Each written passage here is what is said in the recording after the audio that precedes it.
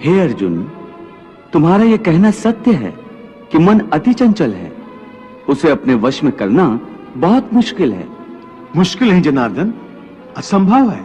नहीं अर्जुन, मुश्किल अवश्य है, परंतु असंभव नहीं है। तुम्हारा कहना है कि मन को वश में करने का कोई तरीका, कोई साधन भी है? अवश्य है। क्या है वो तरीका?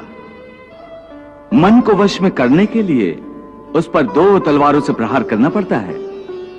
एक तलवार अभ्यास की है और दूसरी तलवार है वैराग्य की। अभ्यास और वैराग्य?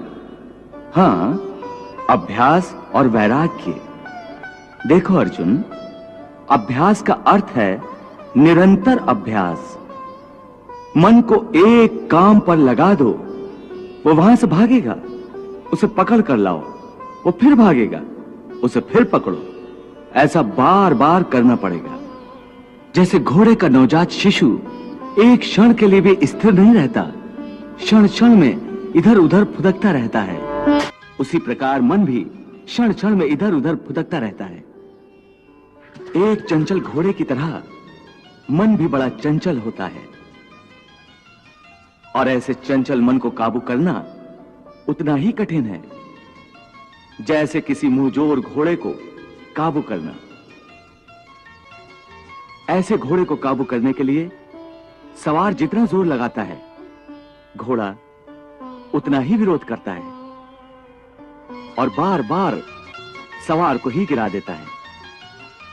परंतु यदि सवार दृढ़ संकल्प हो तो अंत में वो सरकश घोड़े पर सवार हो जाता है। बस फिर वही घोड़ा सवार के इशारे पर चलता है। उसी प्रकार मन को भी नियंत्रण की रस्सी में बांधकर बार बार अपने रास्ते पर लाया जाता है, तो अंत में वो अपने स्वामी का कहना मानना शुरू कर देता है। इसी को कहते हैं अभ्यास की तलवार चलाना।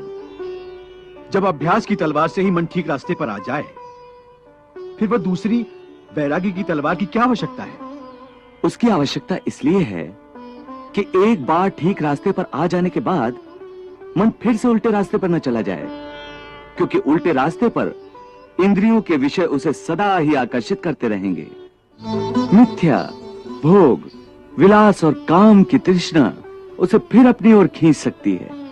इसलिए मन को यह समझना जरूरी है कि वो सारे विषय भोग मिथ्या हैं, असार हैं, योग माया के द्वारा उत्पन्न होने वाले मोह का भ्रम है।